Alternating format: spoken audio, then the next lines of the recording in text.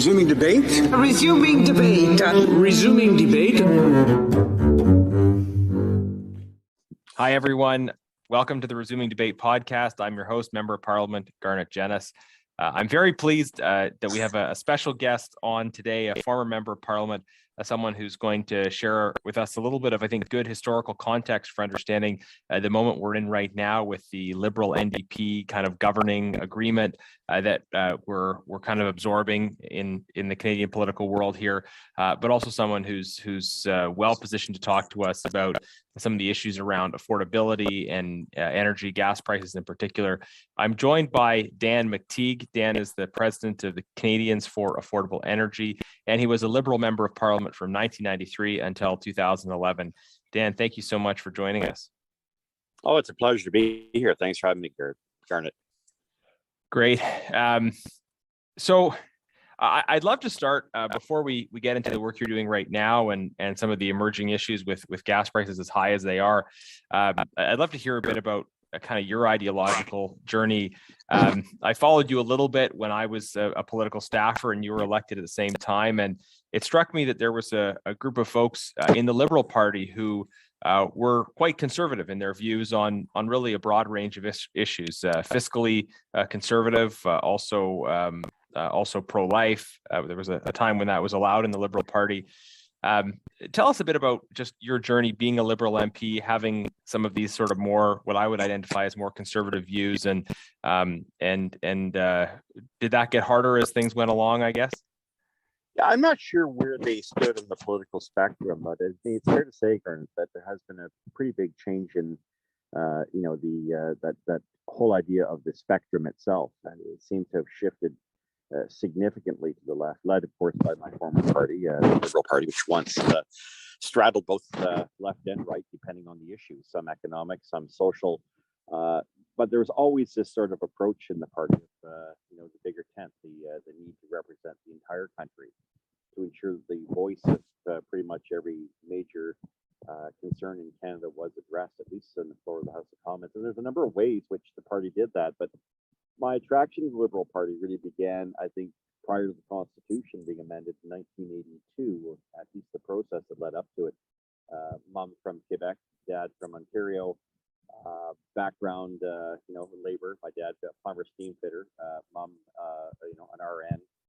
So for a lot of reasons, the party was extremely attractive, and it was always sort of seen as the working man's party, if you will, for many years, long before, of course, the CCF NDP tried to take that, or other iterations of political organizations tried to crowd the center. But it was very much a party, I thought, at the time, that spoke to the emerging Canada, a country that had really done so much in the Second World War, emerged from that as a nation, with the fourth largest army in the world, a very strong, proud, but very humble heritage, made up of many people from across and around the world. I always thought that was the strength of the party, and it reflected really the country. I didn't always agree with it.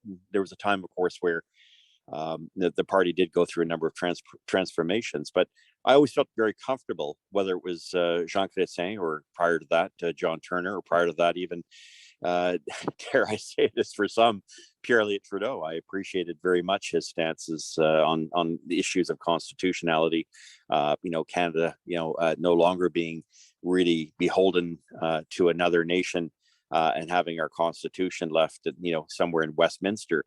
Those kind of things really impressed me about the party. And of course, I had no trepidation with being a member of the party, being a young, a young activist in the party, working on campaigns for a number of MPs, failed candidates who didn't do as well, provincial and federal. So I always thought the party spoke to a much larger, broader constituency. And I think that was all true. And I think much of it came to an end, not just my own politically, but I think the party went through a major transformation in which most of my generation would probably hardly recognize the party as it was back prior to 2011. So I think in a nutshell, very hard for me to say I'm a supporter of this party. Quite to the contrary, I think the party has completely abandoned any kind of semblance of its former self, the things that once made it very popular, and the kind of things that that it strove for, popular or not. Uniting the country, bringing in disparate views, and of course, learning from its mistakes. The early days of the National Energy Program, obviously a major mistake, which the generation of Liberals I belong to did change with changing times. So I think the pragmatism of the party has left. And it's left in favor of something else that I think has made the Liberal Party more of a cult as opposed to a political movement that used to attract people from all backgrounds, from all regions of the country. Not always everybody supporting it, but nevertheless, at least striving to do so. Mm-hmm. So if I understand what you're saying, right, it's like the Liberal Party, in your eyes, kind of at the time, stood for a certain concept of Canadian nationalism, distinct from our sort of historic Britishness, and representative of a commitment to unifying the country regionally, constitutional independence.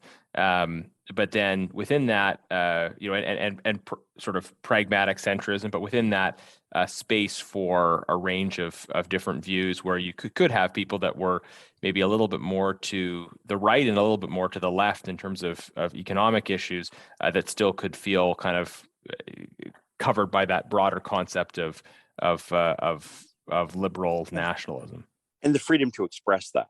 Yeah. And being comfortable with people who may not necessarily share the same views, who might have been, from a different part of the spectrum.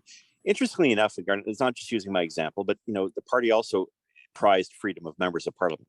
If you were very strong of a particular view, you weren't silenced. In my time, I was able to pass a number of bills as long as they made sense and it had the broad support of parliament. I had initiatives in the House of Commons that were supported by both Conservatives and New Democrats, not because they were picked something that no one really thought was controversial, but in fact, you could straddle pretty much the entire, spectrum of the Canadian, polity, and it's something that's lost, I think, in the party.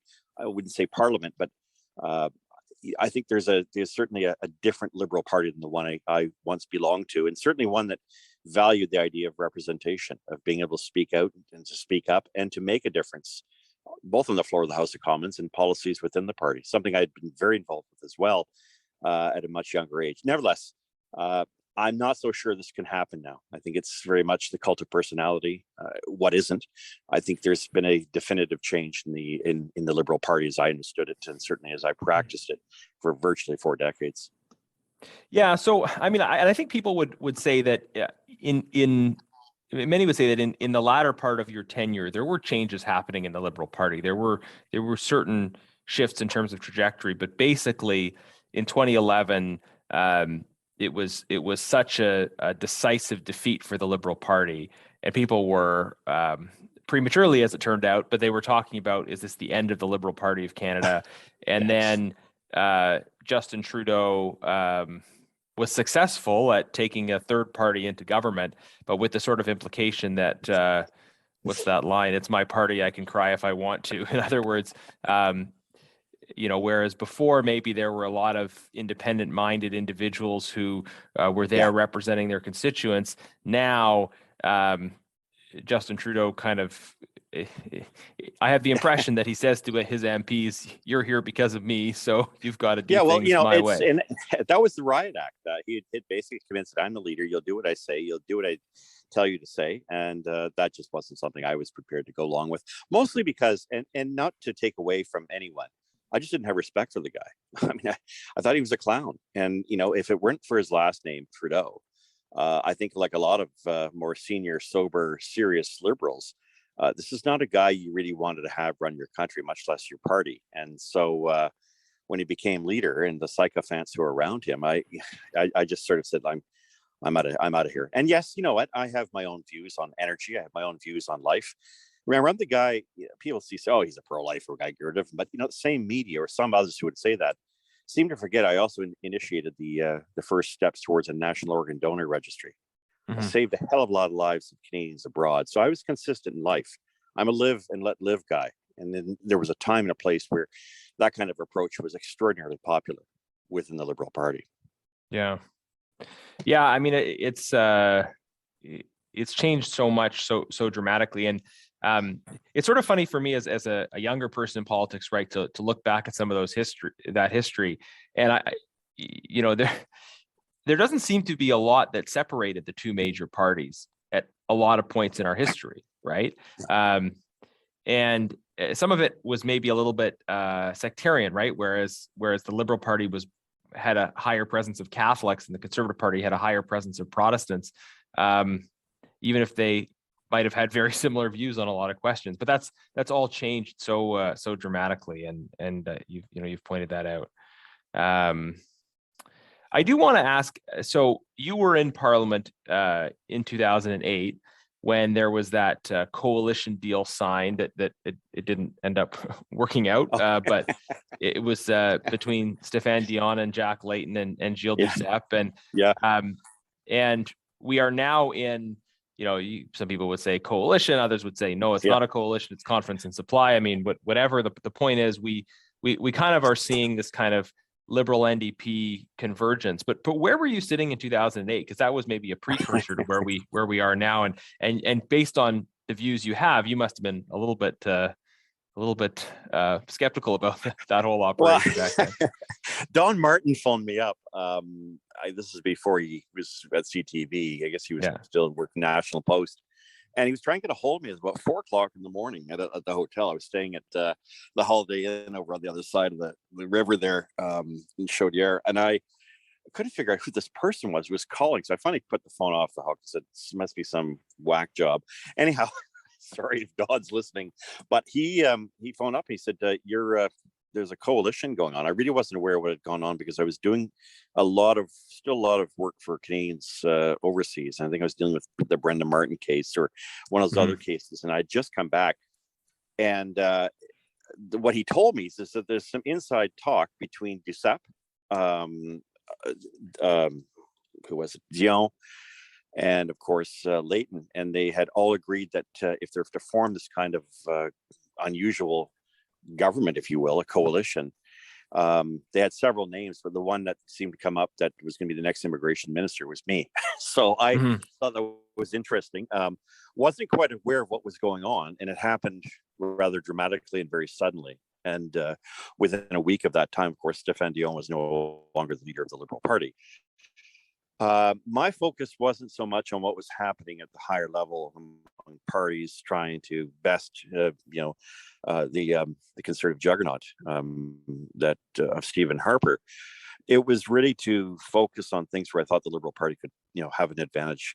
That was the same year I brought in making RESPs tax deductible and replacing the existing system, which turned out to not be a money bill. I think it was determined by the speaker to be that. So I was working on that, working on a couple of other things, and I didn't really pay a lot of attention to what was happening among the leadership. But when it did happen, I obviously didn't support it because I didn't think the Liberals should be watering, their wine with the NDP. And worse, making a deal with separatists just wasn't on. Being French Canadian on my mom's side, as I mentioned, I've always been a very ardent pro-Canada bilingual member of Parliament. So it just didn't jibe. So I think from that point though forward, I kind of had the impression that things were not going to go well for the party ultimately. And this was after the 2008 election. So it was really my last run. And at that point, I kind of figured the writing was on the wall. Whether I'd be defeated or whether I wanted to leave was just a matter of time. I think at that stage, it was, we were all getting long in the tooth. Yeah. I think your reflection is really interesting about kind of where you were situated in the midst of that, because it's, that may be surprising to other people, but it's something that I totally identify with, which is like you have important work that you're trying to do, and it's something that you can accomplish. And then there's this other stuff going on that might be the big news of the day, but you kind of want to just be able to focus on on the work you're trying to get done, because if we spend all of our time following the every moves of our party leaders, we'll never be able to move forward the very important personal and constituency projects that we're working on. So I know sometimes I find this in elections too, like I'm just focused on the thing I'm doing, and then you kind of have to take a step back afterwards and say, okay, what happened there? Because I was in it, so I couldn't follow it, right? Yeah, it was bewildering. And bewildering in the sense that a lot was coming at me at the same time. And I really wanted to continue where I had left off in 2006. And that was responsibility for Canadians abroad. I was the only Privy Councillor that kept his job throughout that election at the time we had hostages that were taken in Iraq. So my mind had been sort of somewhere else, very focused on the things I could do. By that point, of course, I had already had 15 years under my belt as a member of parliament. And, you get to a point where you have a good amount of experience and you kind of know what you want to do. The threat of an election every 6 months was starting to grind. And I think, so from 2004 to 2011, we had 1, 2, 3, 4 elections punctuated by at least 3 veritable DEFCON 2 level, election calls where I actually literally had to get back to the constituency, start preparing my elections. By 2011, I'd run out of gas, and I literally was thankful that I no longer had to do this anymore. And I was the happiest guy on earth. I remember when I went to get my papers here's the benefits, here's what you get, here's the compensation. One of the ladies who was responsible for members of parliament, I think it was with Navdeep Bains at the time. We were both in the room at the same time. And she said, some members of parliament after the defeat don't take this very well. And she said, this is something in case you need some kind of, mental ability to adapt. And I looked at it and said, this is for members of parliament who are defeated and have a psychological response, a negative one. And she said, yes. I said, don't you think you should have given that to me before I decided to enter politics? At which point she looked, stared for a second, and then realized I was joking. But in many ways, I wasn't joking. I loved the work I did, but I think there's a time and a place, and my time had certainly come, and I did my bit. Yeah, but you've been very active since. So that's maybe a logical bridge to asking about the work you do now with Canadians for affordable energy, and why was that the sort of cause you took up afterwards? And tell us maybe just a bit about what you advocate for in that context. Sure. Well, 2011 was still, high energy prices, especially gasoline and oil. And there's a number of reasons for that, which I won't get into, but it's almost as if, I was no longer a member of parliament. I didn't have to deal with everything as you do, the myriad questions and concerns and responsibilities. I could now pick and choose what I wanted to work on. I thought, before 2011, I had started a website to help people know when gas prices were going up or down, something I sort of kept in the background, more to as a way of giving people a bit of a heads up and then drawing them to, well, why are prices going up or down, and how the heck do you know?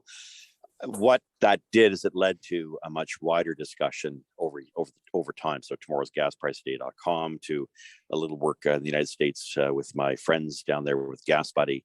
But ultimately, I always wanted to keep my eye more, not so much on, for what it's called for a better term, bingo calling gas prices, but to actually deal with a very serious policy behind it. Perhaps the most important economic instrument this country has is its energy. And I'm not just talking, of course, about oil and gas, but a variety of energies, conflicting, of course, and at a crossroads with green energy. And I say crossroads because we've suddenly decided and embraced that that's the way the world has to go.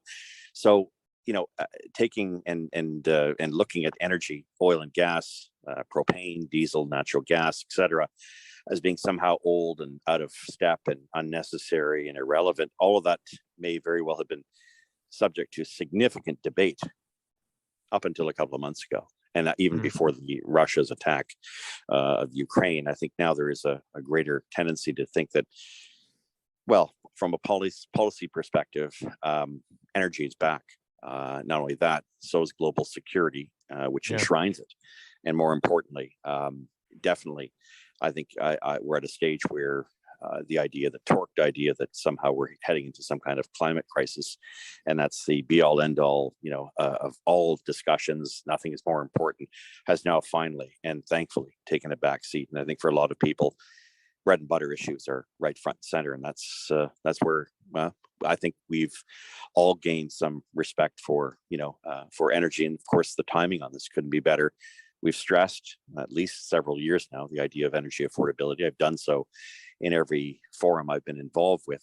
And now, of course, this is an issue whose time has not only come, but I think for a lot of people, it's a little bit like Rodney Dangerfield in the old days, walking around, the tie saying, "I get no respect." Energy has gotten no respect, at least Canadian energy, and I think now there's a belief, certainly, that it's time for Canadians to put it in a very polite way, smarten up.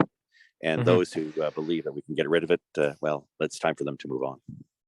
Yeah. So, and I think it will. To some people, the answer to this question will be so obvious, but I think it's important to make explicit. Like, why is it important for energy to be affordable? Why should we pursue policies that try to make energy prices lower? Because most of the political parties in this country are actually intentionally advocating policies to make energy prices higher. That's the point of a carbon tax, right? So, so why are they wrong, and why is it important for energy to be for us to think about policy solutions that make energy more affordable instead of less affordable? Well, look, the country is among the coldest in the world. I don't need to tell anybody in Toronto that today. It's -10 outside right now. It's the end of March. This is a very unforgiving, from a climate point of view, inhospitable country, relatively speaking. I go back to my history of the French considering it, the French kings considering this, or not Rousseau, but I think of the fellow in second. Ibert is the one I have in my mind of quelques arpents de neige et bancs de fléau, or, as Molière would say, it's not worth it. It's too cold. It's not worth it. Just a few snowbanks. Mm-hmm. This country relies on its ability to harness its energy. And that doesn't just mean oil and gas. It means hydroelectric. It means nuclear. All things that we have excelled at, for which we have created,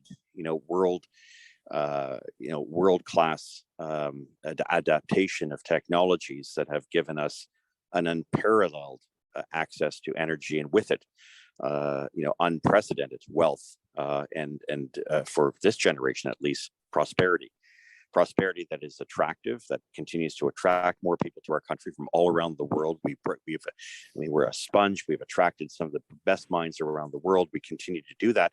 And now we sacrifice that to this idea that somehow Canada's a bad place, that we are not doing our job, that somehow, as a country, we have only one particular element within the periodic table, or maybe two, CO2, that is troublesome, and for which we should completely twist ourselves into pretzels.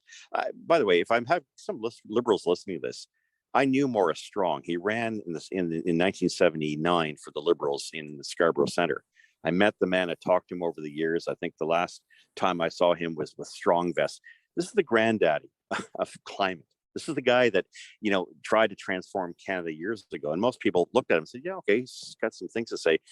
But they never took him that seriously. What he had proposed then is exactly what's happening now in Canada. We are completely paralyzed by this idea that it's all about climate to the detriment of everything else. And that with it comes some pretty unusual, very bizarre policies that are surrounding the idea of human extinction, overwrought ideas that somehow the world is going to come to an end because the world has emitted a certain amount of CO2, life-giving, by the way, CO2, for without which there would be no human condition. But that aside, what it has done, I think, is completely gummed up Canada's economy. And short of, alternative monetary thoughts on how you can print money and spend money, I'll let your colleague Pierre Poilievre speak to that more effectively than I. We have done ourselves a significant disservice, and it has come into full view to everybody at a time in which Canada could have provided. I'm just looking at the number of pipelines that this Liberal government canceled, or called the cult-like government of Justin Trudeau canceled.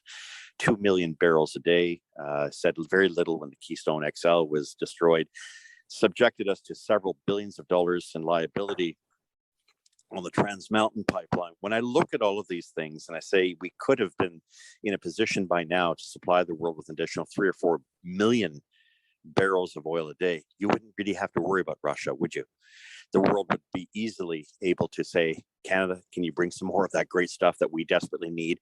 And not just oil, but natural gas as well. Instead, ironically, hypocritically, rather pathetically, you have the Minister of Natural Resources, formerly the minister responsible for economic vandalism on it, Wilkinson, saying, "Oh yeah, we might be able to get 300,000 barrels." Well, we know is going to be done through optimization.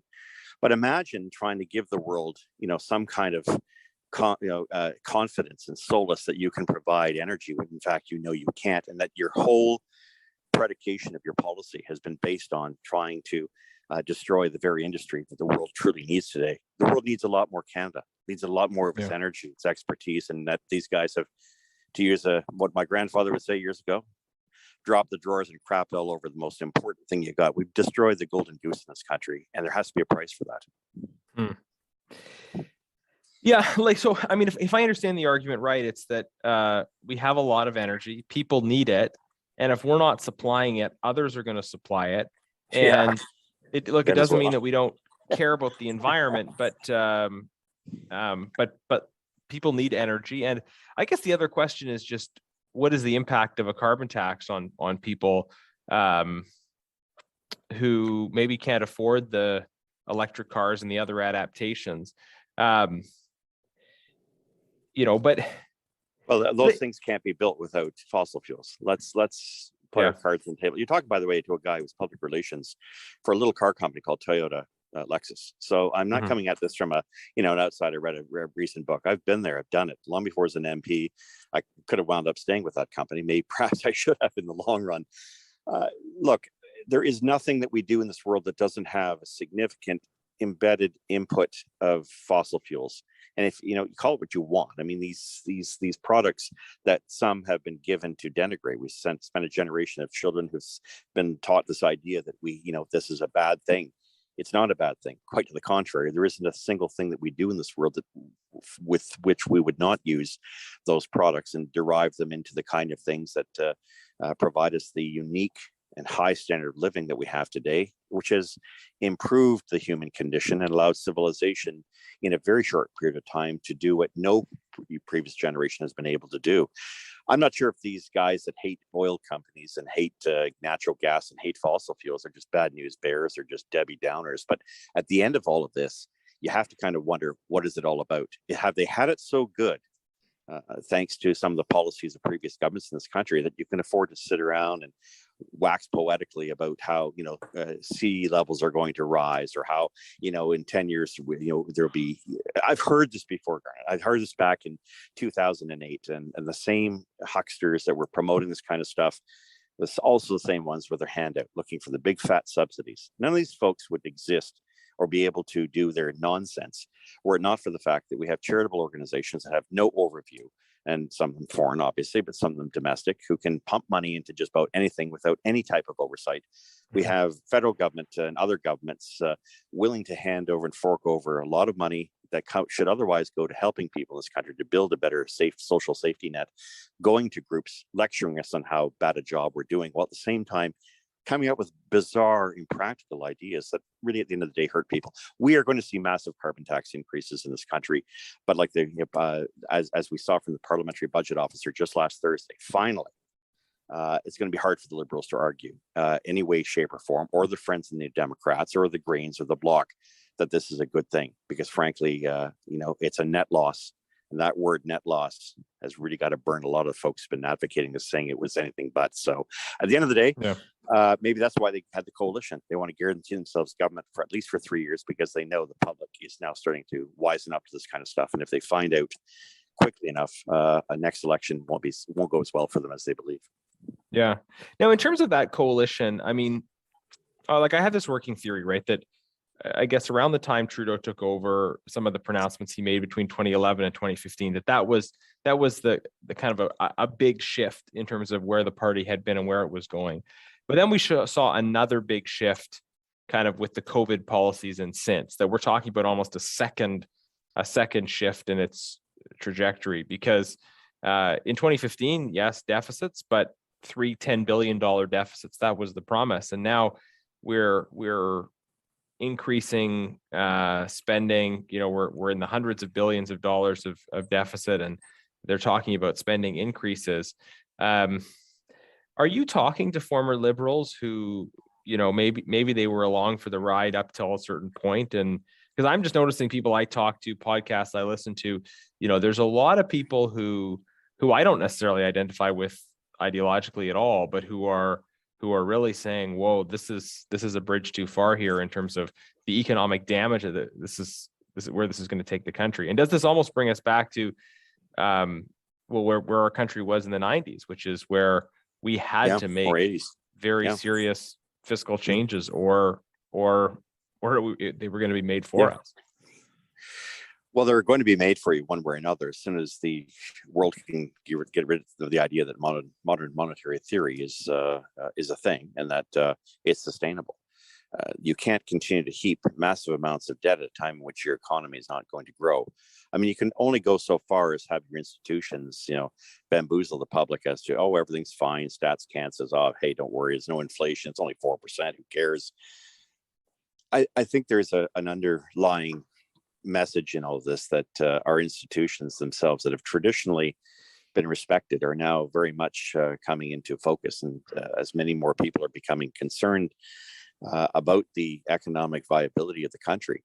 When you kill its manufacturing sector, you damage it by high electricity prices, as we're seeing here in Ontario, or you see that through the Green Energy Act, by the way, brought in by the same group that that took over the Liberal Party after with Justin Trudeau in 2013. So here, of course, Katie Telford, Gerald Butts, all from the McGuinty coalition.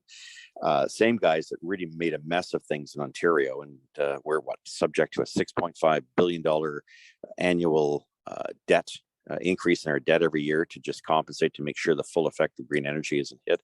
I think what's happening is that there's a real strong sense that we are one major revelation away from the wheels coming off the economic future of the country. And I think when that happens, it really doesn't matter how much money you throw at these things. And ironically, of course, the revenue you're making now with oil at over $100 a barrel in places like Alberta, I think once it becomes really clear to Canadians, and I think that'll become obvious when the price of homes starts to stabilize, or perhaps we see a correction, we cannot continue to bleed capital like this. We're not attracting a lot of foreign capital. We're even our Canada Pension Board, I see a lot of their advertisements. CPP has more investments abroad than they do in Canada. If they have no confidence in our country through their own decisions on where to put their money, then where does that leave Canadians? And I think we're still at the point where what concerns me that all the sacrifices that were made in the 1990s because of the largesse of the 70s and 80s, of which I recall distinctively, being a young assistant to a guy named Paul Cosgrove, Minister of Housing in 1982, 81, when we hit 24% interest rates, and everyone lost their shirt, including my dad. I mean, literally a home builder who lost everything. I think we are heading very, very quickly to a point where many of us are uncomfortable with and very unfamiliar with bad, hard economic times. And I come back to what I mentioned to you earlier, Granite. I think that's why the NDP and the Liberals got together, because they know that left-wing policies, radical left-wing policies, which is what the Liberal Party is all about now. It transformed itself to become even more left-wing than the leader of the NDP in 2015, Thomas Mulcair. Mm-hmm. I think there is, the seeds have been sown, and it's only a matter of time before we, as it were, reap this bitter harvest that we've created through indifference. Yeah, well, sobering words, but I think it is pretty scary to think, if this coalition deal lasts, what will be the state of our economy in 2025? And the answer to every problem for these guys, it seems to me, is keep digging, right? It's like, okay, well, we've got inflation, things aren't affordable, people are facing high gas prices, high food prices.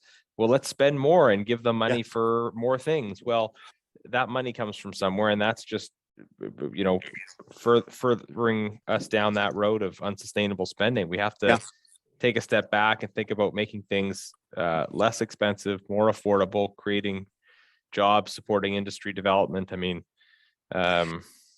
What they're advocating, Garnet, is not practical. You can't shift the economy into 80% electrification by 2050. You can't even do it in 100 years. Everyone wants to think that the metaphor for being the right thing is driving an EV. Okay, that's fine.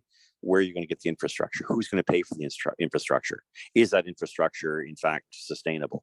Look at Project C, the Project C site in British Columbia. Started off $6 billion, now $27 billion. Look at the Grand Falls project. I think Muskrat Falls project in Newfoundland. Were it not for the Canadian government shelling out $5 billion, it'd be bankrupt along with the province. Look, we are coming to a point where it's going to have to get real. People are going to have to as I said earlier, they're going to have to smarten up and realize that, as Europeans are now realizing, you can't do without fossil fuels, folks. And I'm not here to take on or to advocate for that industry. God knows the oil industry hates Dan McTeague. When I was a younger member of parliament, I took on the oil industry, and I was merciless in my attempt at trying to get them to correct their behavior when it came to competition issues, as they were trying to snuff out a lot of independent gas retailers. And they're tickled pink that I predict gas prices. By the way, it drops 9 cents a liter in Eastern Canada on Wednesday. If you happen to know anyone in Ottawa, maybe they want to hold off. But that kind of thing should never be interpreted as meaning I'm big friends with the oil companies. Quite to the contrary. I've just never sought out to kill the industry because I knew it was damn important. When I had ministers, and I won't mention, when I did my report in 1998 on the Liberal Committee on Gasoline Pricing, which started all of this after work for 3 years, I had Liberal minister after Liberal minister, and I won't mention them all, but it included the Prime Minister saying, do what you want on the downstream, do what you want on this competition issue, but don't you dare touch the upstream, the oil and gas sector. Why? Because that's the thing that's going to get us out of this economic problem we've been in for the past 20 years. It's the tractor that will pull this Canadian economy out of the financial ditch it has found itself. And I'm telling you now, someday when I write a book about this, a lot of the folks that were with me at the time, you got to understand, I was one of the youngest MPs in the caucus, although I had plenty of experience on the Hill. A lot of those, you asked the question earlier about other MPs. Well, a lot of them are not around anymore. A lot of them are well in their 80s, if not into their 90s. People I still respect, but who would never be able to recognize this Liberal Party, certainly the direction it's taking. And for those who have been down this road for a long time in the Liberal Party, absolute concern about the way it's taking, where it's taking Canada economically and socially, politically. I don't see anything positive out of any of those areas that the Liberal Party is directing the country towards. So fascinating that you would share that story about. It would have been Prime Minister Chrétien telling you that the oil and gas sector is what's gonna pull this economy forward. Yes, that was absolutely something a Liberal Prime Minister. Yeah, and I can tell you, other ministers, they may not like to say it, but think of the industry ministers and finance ministers at the time, one after another, applauded the work that I had done. Grateful. I said that was not my intention. My intention was to go after oil companies using their strength to snuff out small mom and pop gas stations through something called price inversions. That's why I went after the Competition Act to try to amend it, and then realized, this goes back to the days of Tom Dicchino and the Business Council on National Issues, changed the Competition Act, rewriting it in 1986. So I'm talking about stuff that happened 40, 45 years ago. Now I'm starting like an old geezer here, but the reality is that that's what it was all about. It was not about going after an industry that was increasing. Look, folks, Garnet, when in the 1990s, we produced and probably sold 1 million barrels, 1.5 million barrels. We moved out 4 million barrels a day. The economic benefits, as we say in French, les retombées, was massive.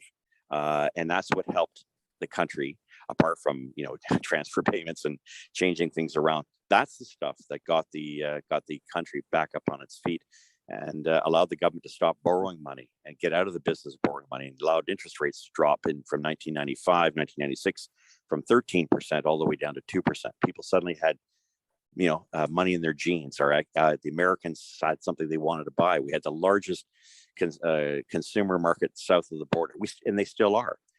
So all of these things that have been taken for granted came at a time in which I think for most of us who realized we got really lucky in the 1990s, we've actually squandered all of that, and that's what concerns me more than anything else. This is not the Liberal Party of responsibility that I recall it to be.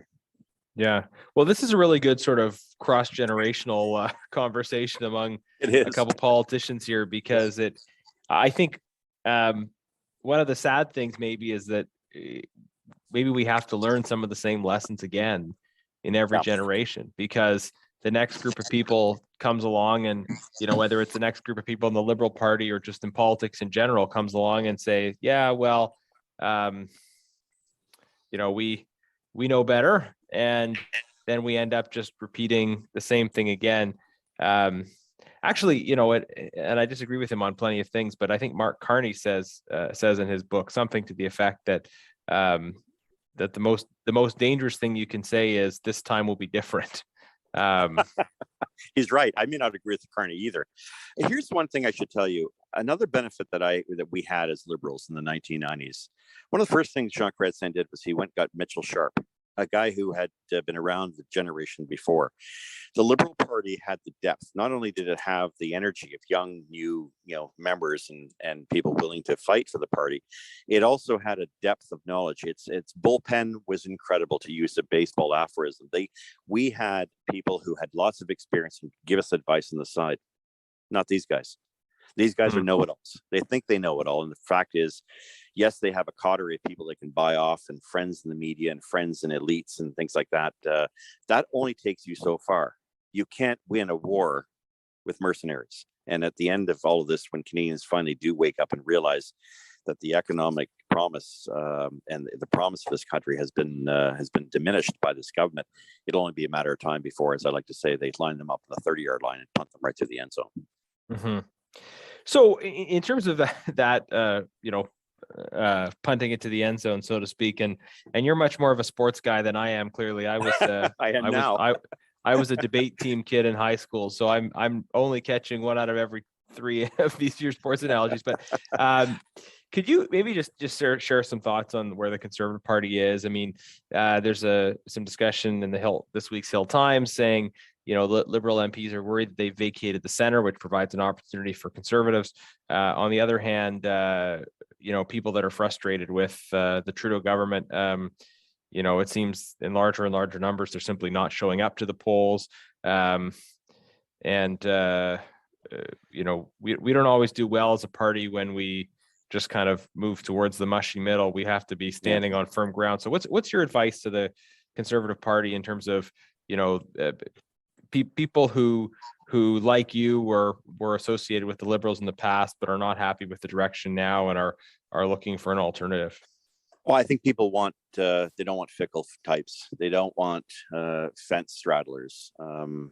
There's obviously a lot of change in the polity of the country. I mean, by that I mean things are not exactly as they were 20, 30 years ago.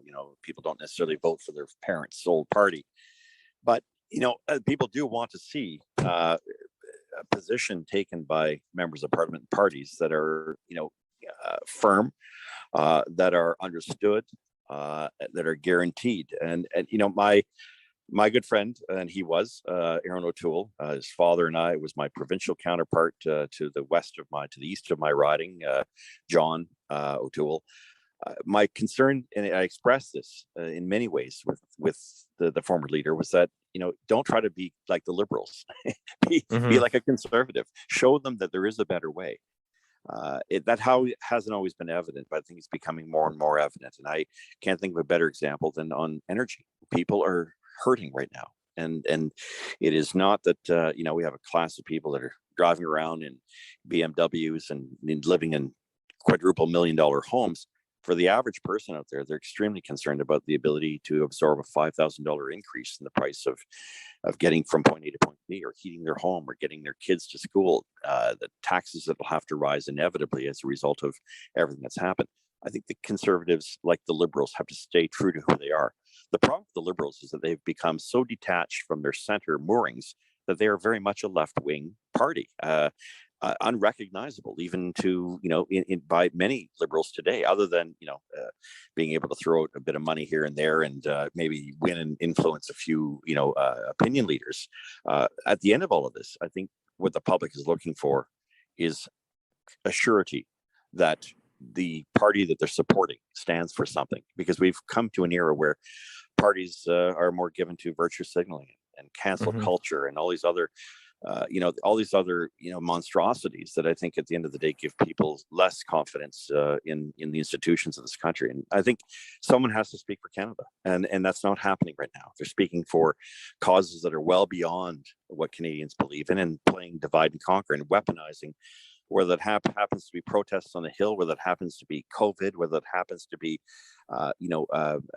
the idea of the environment, whether it happens to be the idea of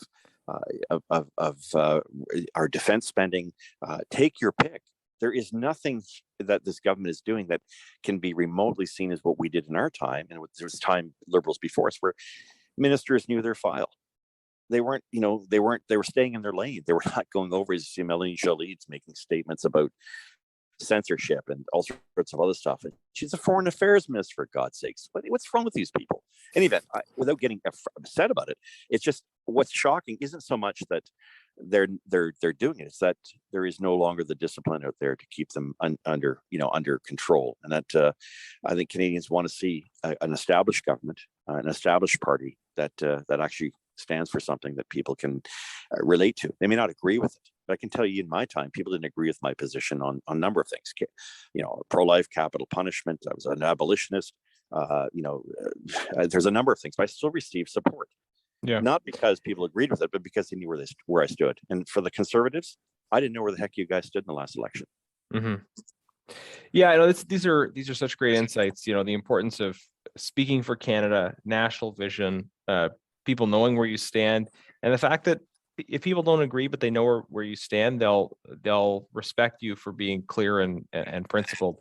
I want to maybe wrap up with one question, and then if you have anything else you want to add at the end. But you talked about people being held accountable. The media has changed a lot since you were on the Hill. The size of the press gallery has gone down so much, and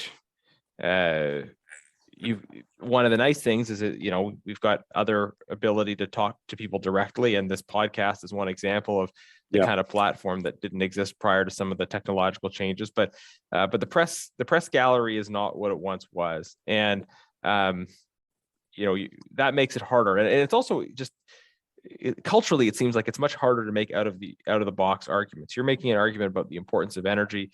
It's a very, very reasoned and important argument, but it's not an argument that I think a lot of people hear, just because so much of politics is this kind of echo chamber, right? Yeah. So what has changed in terms of the communications environment in politics, and what can we do to shift that back so that people are going to hear these arguments about affordable energy and about the kind of work you're doing? I keep repeating it. I mean, look, I've been saying for 3 years we're going to hit a wall here in terms of energy prices, and it was never considered a big deal. And what is he talking about? There's lots of oil out there. There's lots of energy out there. This is now starting. The governments no longer have the ability to insulate people from the impact. Quite the contrary. Some actors are taking the view that it's a good thing. Smack people over the head with $2.50 a liter. Drive their electricity prices to intolerable levels, and if they want to get some relief, we'll have them go out and buy an electric vehicle, which most can't afford, or have them go out and throw out their electric furnace or their oil furnace and get them to use another form of technology, which is extraordinarily expensive, and most people cannot make the retrofit. What I'm saying is, in all of this, I think you consistency and staying on the message, no matter how popular or unpopular, is an alternative. And people don't have and have not seen that alternative. I wouldn't wait for the media to do that. I don't wait for the media to pick up on what I'm doing. Yeah, I mean, some like the fact that I can predict gas prices. But I am not going to kowtow to those who say, oh, you can only talk about gas prices as long as you don't mention anything about the impact of green energy. And at which point I say, well, find someone else to do that. Get some other phony to come out and talk about energy prices, but dance around the issue here. What's driving these prices, and that's our willingness to use untested forms of energy, expensive, unreliable forms of energy in a country that, as I mentioned at the beginning, is cold and hospitable, and it is practically impossible to think of us using other forms of energy anytime soon, since they don't exist practically, and from the perspective of the law of physics and whatnot. I think for all of us, how do we treat the media? sooner or later, a younger class of media has to realize that there's a shift going on. And I think there is a shift going on. I sense it, not because I think, outside of where I'm working, but there's no doubt a greater appreciation for the fact that affordability, energy affordability in particular, but affordability generally, which energy affordability creates, the cost of food, the cost of living is now becoming out of whack.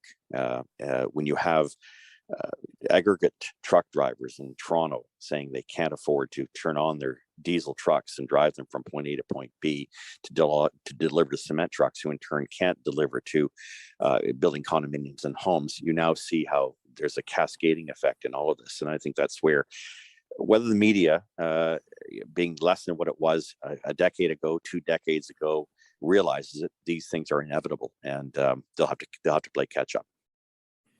Yeah, absolutely. Dan, thank you so much for taking the time to chat with us. I think it's really interesting conversation about energy and affordability, but also about kind of how politics has evolved over the course of my lifetime, since as someone who was born in the 80s, when you were I'm sure very active by then. So any final words that you have, and thanks for joining us again. Yeah, Garnet, listen, I think it's important members of Parliament work together as best as they can. They may have different ideas. There was a time and a place where we could do that. Unfortunately, I don't think that's the case anymore, but keep trying, keep beavering away. I am a Liberal at heart, and I won't change, but I can tell you that I have always considered it important that members of Parliament, former, current, future, begin from a position of respect. And if we can keep focused on that, keep focused on the people we represent, we'll build a better democracy. I think right now, though, we've gone astray with this current Prime Minister. I think maybe it's time to right the ship, and maybe look at someone else to take over the till of the country, the tiller on the country. Mm-hmm. All right. Well, great advice on many fronts, Dan. Thanks for being on and sharing your wisdom with me and with everyone who's listening. Folks, thanks for listening to this. We do an episode of Resuming Debate every week. We've got lots of interesting topics covered, talking about energy and affordability. This week, we talked about my Justice Private Members Bill last week. We've been doing a lot on the situation in Ukraine and other dynamics overseas. We will be back with another great episode in 7 days. Please leave a review somewhere. And share this on social media. You can find weekly episodes of this everywhere you get your podcasts. Thanks very much, everyone. Thank you for listening to Resuming Debate, and we'll see you again in 7 days.